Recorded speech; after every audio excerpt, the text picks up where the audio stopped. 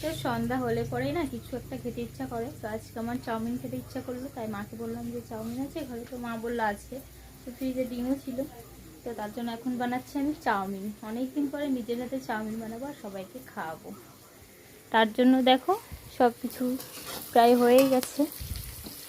এই যে পেঁয়াজটা বেশ ভাজা ভাজা হয়ে গেছে, আর এইদিকে তার আগে না ডিমটা ভেজে নিয়েছি এই যে। আর এইদিকে এই যে চাউমিনটা সিদ্ধ হয়ে গেছে, করে নিয়েছি, এখন দিয়ে দেবো। বাবা ভয় লাগছিল দিতে, তো যাই হোক এখন চাউমিনটা বানাবো।